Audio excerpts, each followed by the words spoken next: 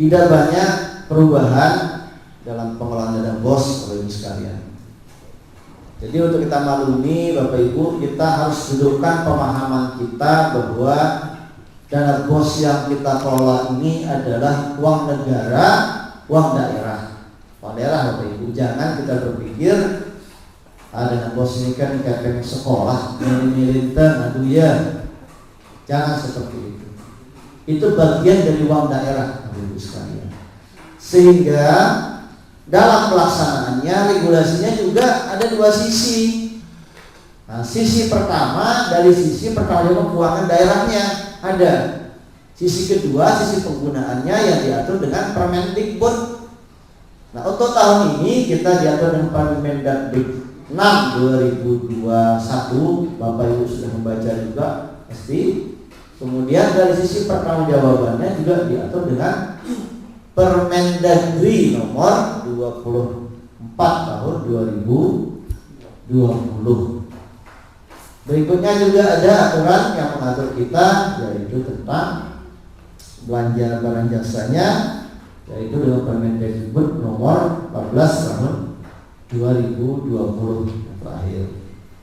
Bapak Ibu yang saya hormati, ini penting kita bertemu, bukan hanya sekedar kita cerita-cerita saja, tetapi kita tetap saling mengingatkan sehingga nanti kalau pelaksanaannya bisa lebih baik.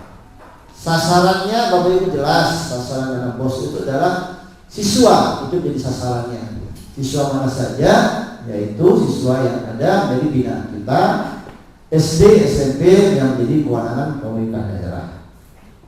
Sedangkan untuk PAUD masuk juga, PAUD TK masuk juga, tapi dia menjadi bagian dari DAK non fisik yang kita berikan dalam bentuk POP sama. POP kalau SMP namanya BOS, kalau mereka namanya POP. Bapak Ibu, ini juga sudah biasa. Prinsip pengelolaan kita harus fleksibel, efektif, efisien, akuntabel, dan transparan. Nah, yang sisi akuntabel, transparan ini yang perlu kita stressing Bapak Ibu sekalian. Akuntabel, setiap penggunaan harus kita pertanggungjawabkan sesuai dengan ketentuan yang berlaku. Transparan, nah ini yang sensi sekali transparan ini. Tidak sedikit laporan masuk ke kami terkait dengan transparansi. Ada kepala sekolah dilaporkan oleh temannya sesama guru, ada kepala sekolah dilaporkan oleh masyarakat sekitarnya, oleh komite terkait dengan tidak transparannya melaksanakan pembelanjaan dana BOS. Dari perencanaan kadang tidak transparan, dari pelaksanaannya terkadang perencanaannya transparan, barang-barang belanjanya sendiri-sendiri. Nah, ini dia terkait transparansi. Belum lagi terkadang orang bisa saja bertanya kepada kita, Bu Guru, dana BOS kita berapa tahun ini, katanya oleh murid yang tidak ikut rapat. Kasih tahu saja, tidak masalah. Tidak jadi soal kasih tahu juga bisa diambil sama mereka. Kewajiban kita untuk memberikan informasi itu kepada publik. Bapak Ibu lihat, setiap di depan kantor desa dipasang pelang besar seperti ini, dia cerita APBD desa kita sekian miliar, DD-nya sekian, diceritakan seperti itu. Nah, salah satunya begitulah. Nah, kita alhamdulillah tidak diminta seperti itu. Kalau diminta kan nambah biaya kita untuk bikin kan. Nah, Bapak Ibu, tahun ini kita ada kenaikan. Alhamdulillah perhitungan dana BOS itu berapa Bapak Ibu? Naik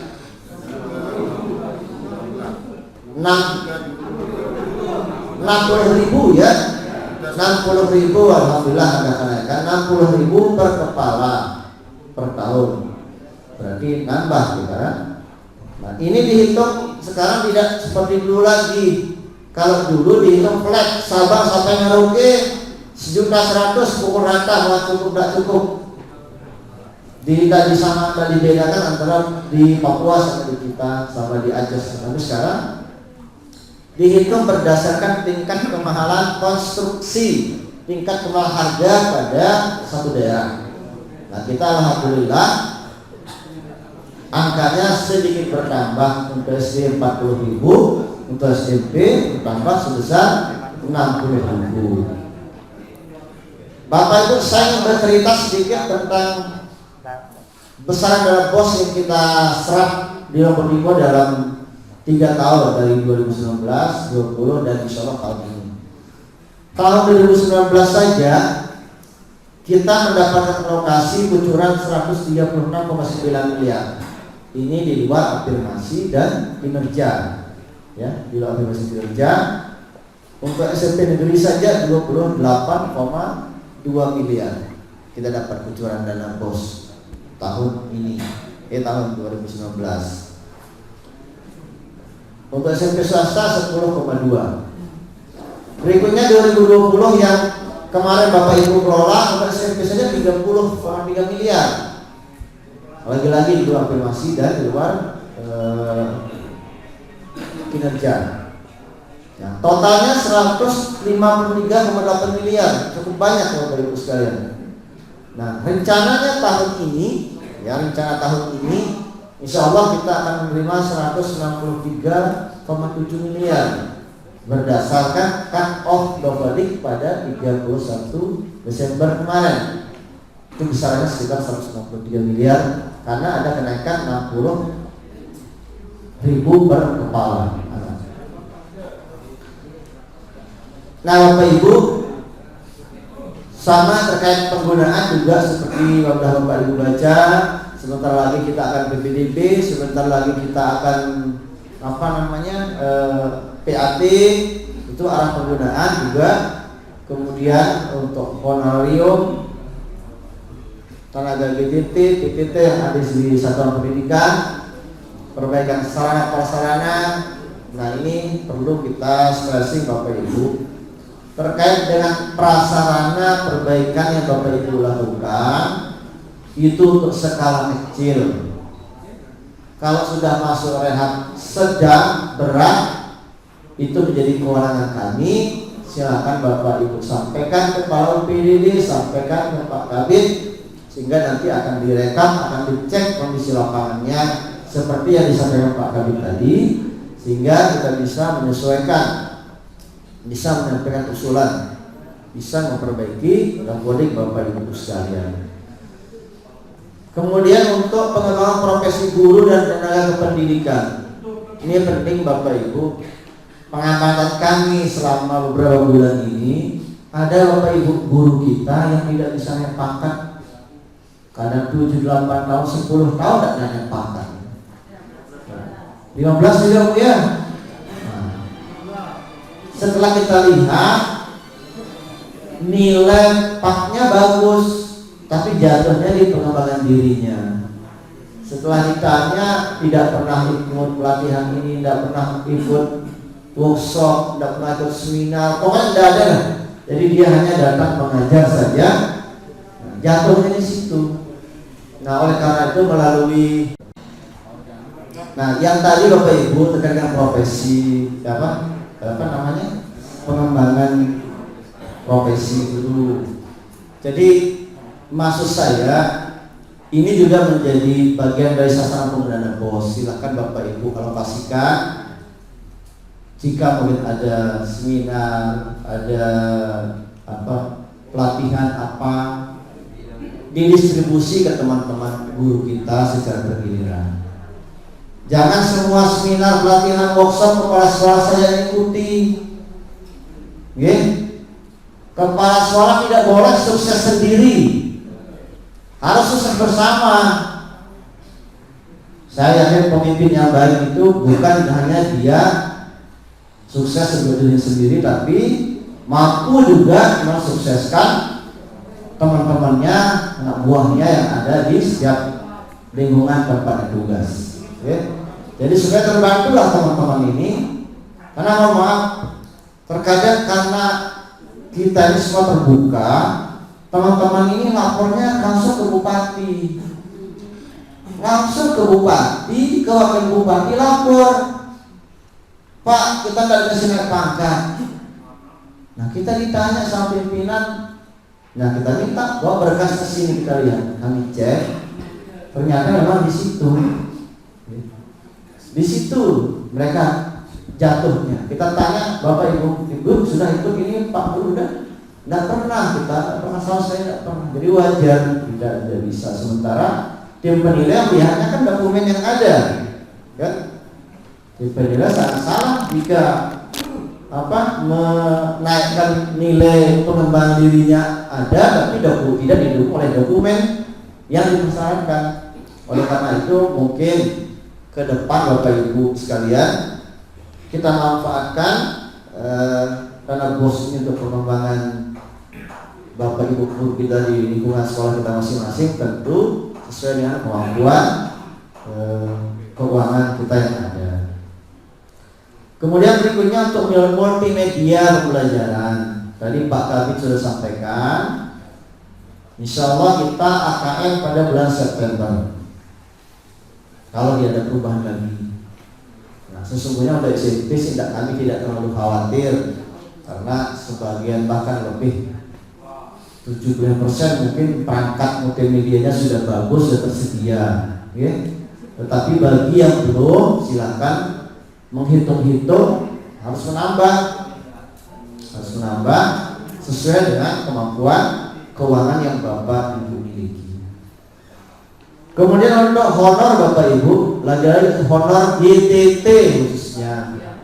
Untuk honor GTT, BTT ini juga Bapak Ibu harus bayar seperti biasa pada tahun kemarin. Nah, kepada siapa saja yang Bapak Ibu bayar? Tentu kepada yang punya SK.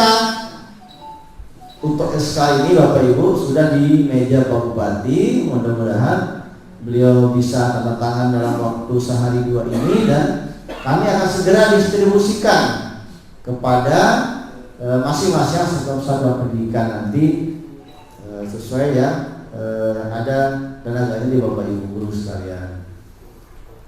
Persyaratannya dia bukan ASN. P3K Bapak Ibu tidak boleh bayar, tidak boleh bayar honor P3K dari BOS, karena mereka sudah bergaji sama dengan kita. Tidak boleh dibayar.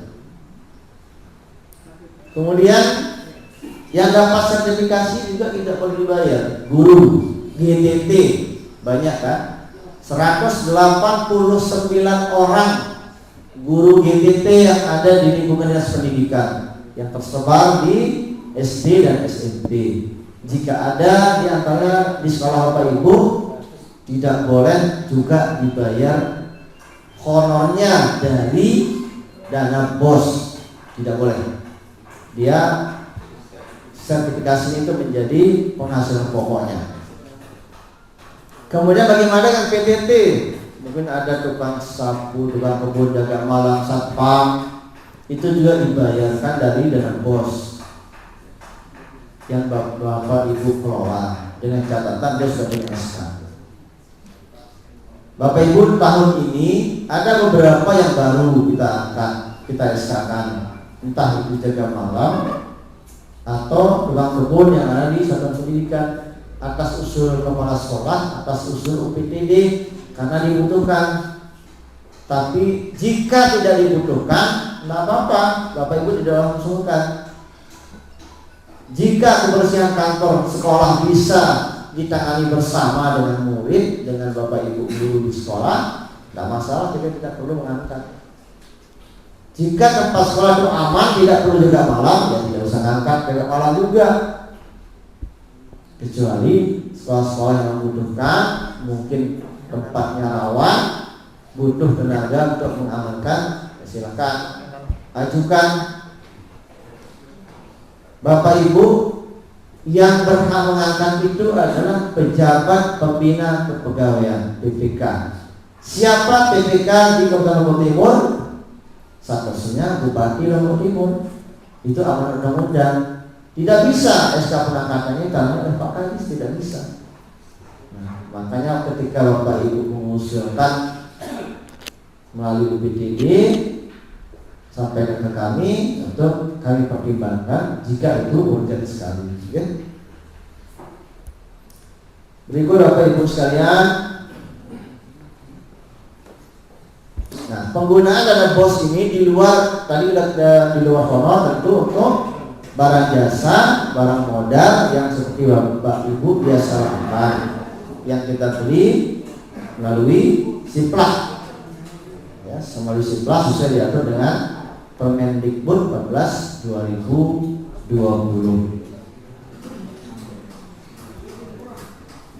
Berikutnya organisasi pengelola seperti biasa masih tetap Bapak Ibu.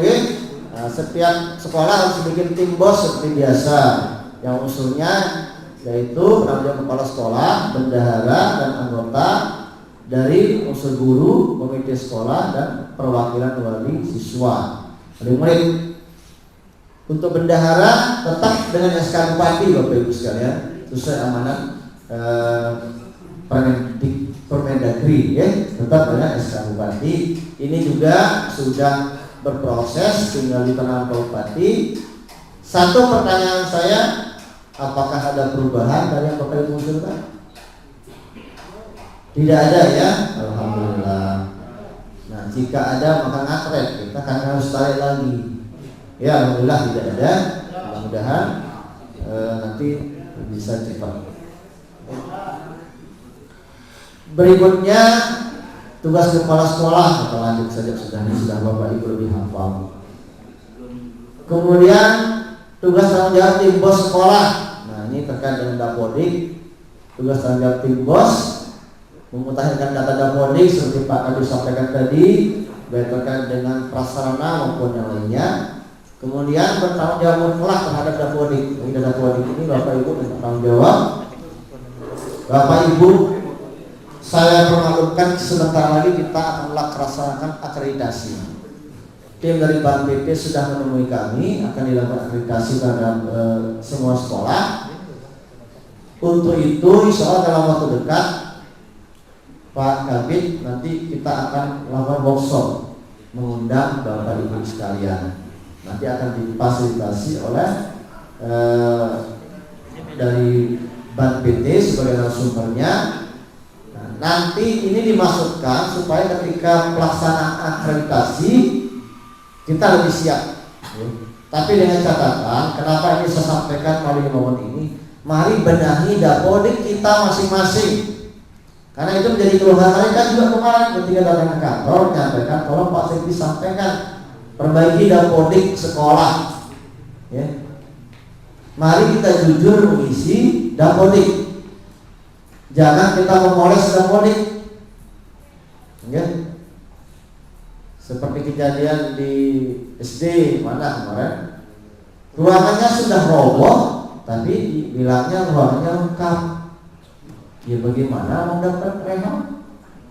Lalu datang ke kantor, Pak Kadis, kapan kami dapat rehab? Ditanya, cek Dapodiknya Pak gimana? Kami cek, benar kami cek. Ya mulus ya. Tidak ada yang diperbaiki, tapi faktanya tidak seperti itu. Nah ini maksud kami Bapak Ibu, kita jujur mengisi Dapodik kita.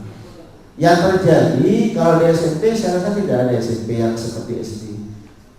SD ini yang banyak sekali terjadi. Dia punya outbound 11 ya. Punya kelas cuma 6. Yang lainnya perpustakaan dibagi 2, musola dipakai, ada ruang kelas dibagi 2. Ada pakai, mohon maaf, dia bikin barang manuk. Saya temukan Pak, ini salah satu di Kecamatan Ringasih. 5 kelas kayak barang manuk dijajar. Tetapi Dapodiknya bagus. Nah, bagaimana mau dapat rehab atau dapat RKB kan? Makanya sekali lagi, mari kita jujur mengisi Dapodik. Ya, tidak ada yang dirugikan kalau kita jujur mengisi Dapodik. Tidak apa-apa, tidak dapat akreditasi A, tidak masalah. Yang penting kita bisa mengisi dengan baik dan kita bisa mendapatkan perbaikan ruang jika dia kurang bagus, RKB jika itu kita butuhkan. Demikian juga dengan tenaga yang ada di tempat kita. Berikutnya menyusun RK sesuai prinsip di atas tadi Bapak Ibu, menginput RK, kemudian bertanggung jawab. Ini sudah tentu Bapak Ibu pahami, menyampaikan laporan sudah. Kemudian Bapak Ibu yang saya hormati, tanggung jawab pengelolaan dana BOS itu ada di pundak Bapak Ibu. Sekali lagi ada di pundak Bapak Ibu, bukan di Pak Kadin, bukan di Kanit, atau bukan di Pak Kadis, bukan. Apalagi di sekretaris dinas, tidak ada Bu. Bapak Ibu yang menerima uangnya, yang mengelola, Bapak Ibu harus tanggung jawab sepenuhnya secara fisik, administratif, dan keuangan. Pertanggungjawab penuh di Bapak Ibu sekalian.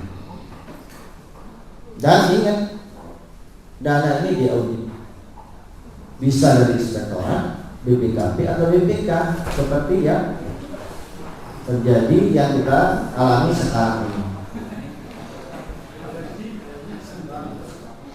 Berikutnya Bapak Ibu, tim BOS terdiri dari siapa saja tadi dijelaskan. Dalam penyusunan RKAS Bapak Ibu harus Bapak Ibu musyawarahkan supaya tidak ada komplain dari teman sejawat, tidak ada komplain dari komite.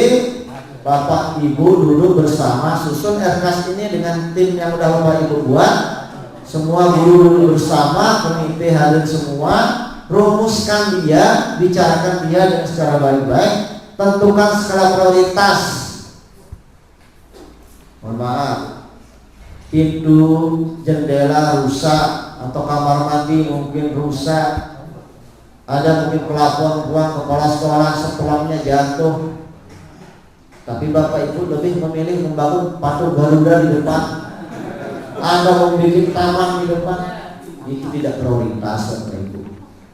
Prioritaskan dulu untuk sarana yang Bapak Ibu perbaiki dalam skala kecil itu, untuk sarana di sarana gedung, supaya Bapak Ibu nyaman, siswa kita nyaman untuk dalam proses belajar mengajar.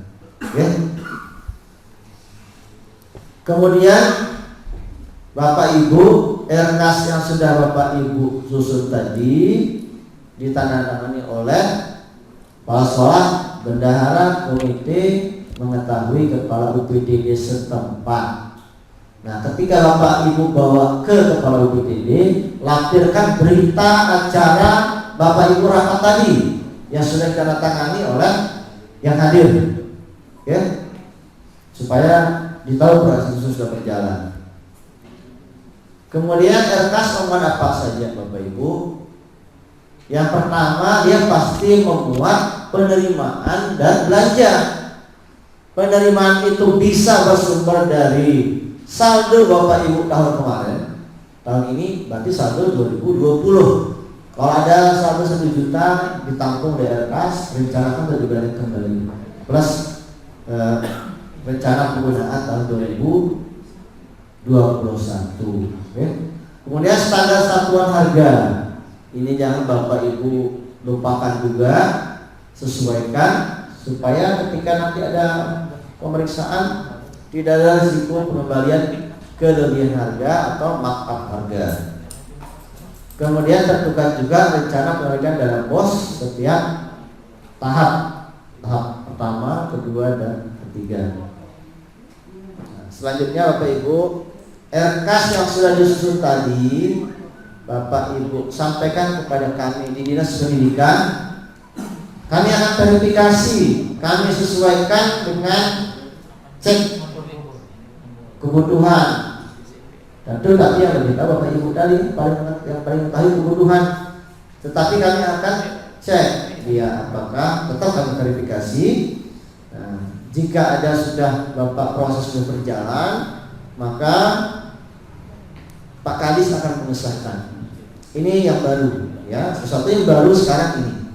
Kalau dulu RKAS itu Bapak Ibu pegang sendiri, susun sendiri, tetapi sekarang RKAS itu Bapak sampaikan kepada ke dinas, 2 rangkap disusun plus soft copy-nya. Kami akan rekap RKAS Bapak Ibu sekalian seluruh satuan pendidikan. Nanti ketika sudah benar penyusunan, maka sesuai ketentuan kami akan disahkan oleh kepala dinas pendidikan. Nah, ini baru sah RKAS-nya Bapak Ibu sekalian. Oke, setelah disah oleh Pak Kadis, baru nanti kita bisa bicara belanja. Apalagi sekarang bahwa Bapak Ibu sudah masuk di dalam masing-masing. Larangan ini kita ingatkan kembali Bapak Ibu, larangan terhadap tim bos sekolah. Ini tidak menutup kemungkinan terjadi. Mudah-mudahan untuk SMP tidak terjadi. Dalam bos sekolah tidak boleh simpan rekening pribadi. Masuk 100 juta tahap 1, tarik semuanya, bayar honor GTP 10 juta, 90 juta, simpan dulu di rekening. Bega-bega sebulan 2 bulan ada gajinya 300.000. Mohon dengan hormat Bapak Ibu tidak usah lakukan itu, Jadi tidak boleh. Membungakan sama saja ini pada karena ini meminjamkan pihak lain. Sering kita kalau udah uang numpuk di berangkas, di laci, teman-teman guru yang lain tahu Pak Kepala ini dulu, tekan bayar aksampi sebelum. Atau mungkin pekarangan sedih Pak Kepala dulu nyimpan dulu sebulan 2. Ya kan nanti tidak jadi jalan kegiatan sekolah. Jadi tidak usah diperpinjamkan ke pihak lain, apalagi membungakan. Kemudian berikutnya untuk membayar kegiatan yang tidak prioritas. Nah, sama lah makanya tadi RKS harus musyawarah bersama sehingga kita bisa menyepakati mana yang prioritas kita lakukan. Kemudian membeli pakaian seragam ini tidak boleh juga Bapak Ibu. Gitu lebaran nih Pak Kepala beli yang berapa setel. Nah, masing-masing untuk lebaran jemaah. Ya, boleh beli tapi pakai sertifikasinya Bapak Ibu sekalian. Jangan pakai dengan bos, Nah, untuk pakaian ini yang boleh, yang bisa jadi aset. Mana dia? Bapak Ibu punya klub drum band, belikan dia seragam 50 setel. Nah, dipakai, selesai pakai kembalikan lagi, simpan besok. Grup yang berikutnya lagi tahun depan jalan-jalan itu dipakai lagi, itu boleh. Itu menjadi aset, sudah boleh. Boleh kalau itu menjadi inventaris. Kemudian ini sarana lagi untuk yang berat sedang tidak boleh. Ini Pak Kabit sedang mendeteksi mana-mana sekolah yang mengalami itu sangat berat dan sedang untuk diusulkan ke kementerian. Kemudian gedung baru apalagi sama Pak Kepala SMP 3 Sikur punya pos 500 juta tahap pertama, kurang. Ruang kita di ruang lokalnya kita bangun saja pakai uang ini, itu tidak boleh, Itu bukan prioritas bagi Bapak Ibu, tidak dibolehkan. Untuk investasi sama, tidak boleh nanti Pak Kepala SMP 3 Sikur investasi 3 nori, tidak boleh bisa 3 nori pakai dana bos, tidak boleh, kemudian ini dia sosialisasi yang diselenggarakan di luar dinas tidak usah, tidak boleh, Nah, yang mungkin ada kegiatan yang saya bilang tadi workshop apa itu yang diselenggarakan oleh Departemen Tenaga Kerja, nggak usah ikuti, atau mungkin departemen lainnya tidak boleh. Yang semasih yang segaris dengan kita itu boleh Bapak Ibu ikuti supaya mendapatkan kredit poinnya yang dia linear dengan tugas kita. Kalau sudah di luar itu nanti tidak akan dilampirkan sertifikat, tapi tim penilai tidak akan menganggap ada karena linear dengan tugas. Kemudian penyelewengan dana bos untuk kepentingan pribadi. Ini Bapak Ibu semata-mata kita saling mengingatkan, Kita tidak ingin, mohon maaf, tidak ingin kita satu pun ada keluarga besar kita dinas pendidikan berurusan dengan APH. Tidak boleh. Boleh Bapak Ibu bersahabat dengan polisi, dengan jaksa, boleh, silakan saja. Tetapi jangan sampai kita kecipratan di BAP karena ada pelanggaran-pelanggaran dalam tugas. Itu jangan. Tidak enak Bapak Ibu sekalian. Tidak enak tidur, tidak enak makan. Mohon dengan hormat, jangan sekali-kali kita sampai berurusan dengan hal-hal seperti ini. Kemudian menjadi distributor, pengecer buku atau lain-lainnya. Nah ini jangan sampai terjadi keluar uang bos nendak buku. Nanti kepala sekolah ini ayo kesini beli buku di saya. Itu tidak boleh. Silahkan dilakukan dengan sesuai prosedur kita belanja. Kalau Bapak Ibu mau usaha, nggak masalah, tidak salah kita berusaha. Boleh, tapi lakukan itu di luar jam kerja, lakukan dia di luar modal. Jangan pakai anak bos ya. Berusaha boleh Bapak Ibu, kita tidak dilarang. Ada aturan yang mengatur kita untuk berusaha.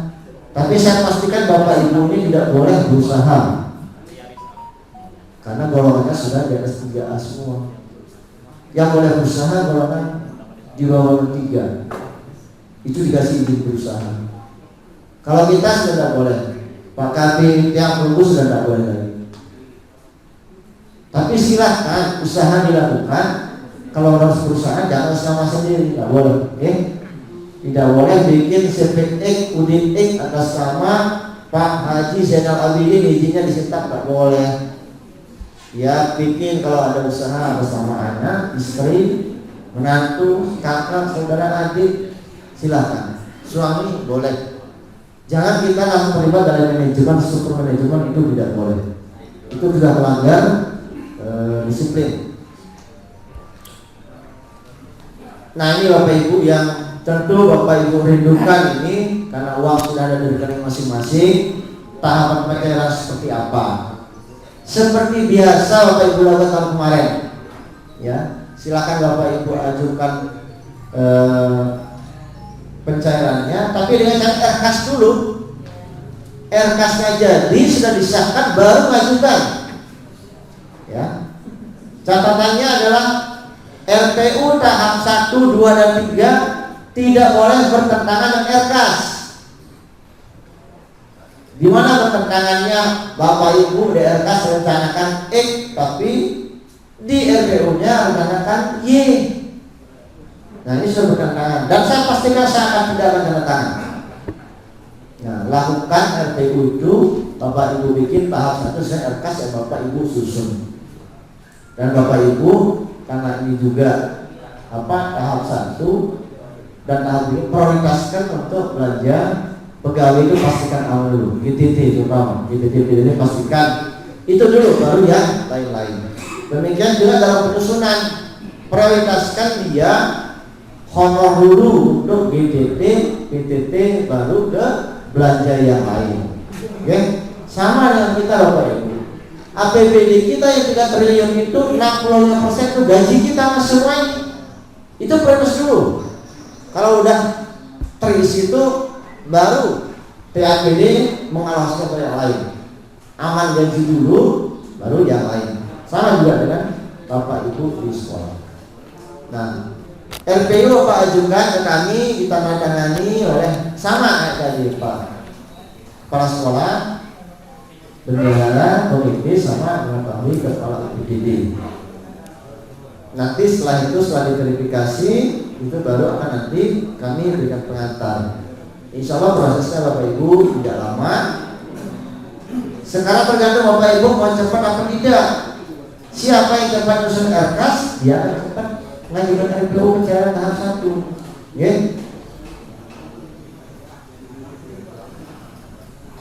Berikutnya Bapak Ibu belanja. Belanja ini lakukan sesuai dengan ketentuan. Perhatikan standar harga, ya. Pastikan Bapak Ibu belanja di portal Siplah untuk belanja barang atau modal, ya. Tidak usah belanja di Siplah-Siplahan. Ya sekarang ada namanya Siplah-Siplahan. Yang mana itu Siplah-Siplahan? Siplah-Siplahan itu ketika kita belanja, mengklik sampai sebulan 2 bulan tidak dapat barangnya, ya. Itu sudah pasti Siplah-Siplahan itu, ya. Bapak Ibu beli buku, komputer, terserah kebutuhan, pastikan bahwa yang Bapak Ibu pilih di Siplah itu adalah yang perusahaannya yang bisa menjamin bahwa barang itu akan datang cepat. Pastikan itu. Satu lagi, tidak boleh Bapak Ibu bayar duluan. Gaya sekali, barang belum datang kita bayar duluan. Ini jangan sekali-sekali. Kita baru terima somasi Bapak Ibu dari sebuah perusahaan yang besar ya di Jakarta sana terhadap 10 sekolah kalau tidak salah. Itu nilainya lumayan besar. 10 sekolah bos afirmasi sudah. Mereka udah bayar, keluarkan bayarnya, jadi mengkliknya di situ lah. Ya, kemudian barang belum datang mereka bayar. Barang datang, yang sana nuntut lagi. Bayarnya offline. Ya. Setelah ditelisik, ya kepala sekolahnya mengakui memang bayarnya offline kepada salah seorang oknum yang mengaku dari perusahaan itu. Sekarang ditagih. Ini sedang belum ada penyelesaian. Pihak perusahaan karena uang ini nilainya udah ratusan juta, dia somasi. Kalau tidak selesai sekian lama nanti lo gak PH. Ngeri kan Bapak Ibu? Ingat Bapak Ibu, ketika korupsi itu bukan hanya bukan diri kita sendiri Pak, menguntungkan orang lain itu juga korupsi, nepotisme, ya, perbuatan melawan hukum. Jadi itu bisa kena juga. Catatan Bapak Ibu, ketika patokan palu hakim dijatuhkan walaupun dihukumin dengan 1 minggu, seminggu saja jangan setahun, seminggu karena kasus korupsi, itu sudah pasti kita dipecat dengan tidak hormat. Makanya tadi saya katakan kita tidak ingin satu pun warga besar kita ini, ASN keluarga besar dan pendidikan mengalami bersentuhan dengan hukum. Kita tidak inginkan. Kasihan kita masih panjang perjalanan kita, anak-anak kita, belum nama baik kita. Gara-gara mungkin kita bayar ke orang, padahal kita tidak dapat apa-apa. Kita bayar ke orang, uangnya nggak nyampe. Kita yang harus menanggung risiko. Jangan Bapak Ibu sekalian. Ingat Bapak Ibu, di Undang-Undang Kepegawaian yang baru, ya 5/2014 itu. Jadi kejahatan korupsi diri kita yang dilakukan oleh di kalangan ASN itu pelanggaran yang sangat berat dan tidak ada ampun, ya, tidak ada ampun itu, wajib dipecat itu. Kalau tidak dipecat, bupati yang dipecat sama presiden. Nah, makanya ya aspirasi lah kan. Kalau yang seperti itu ya. Oleh karena itu Bapak Ibu sekalian, ini bukan nakut-nakutin ya, tetapi ini kita belajar baca lingkungan Bapak Ibu sekalian. Sekitar kita memang sudah terjadi seperti itu. Oleh karena itu kami berkewajiban saling mengingatkan, semata-mata saling mengingatkan, ya. Dan kita berdoa, nauzubillah min dzalik, itu jauh dari kita semua.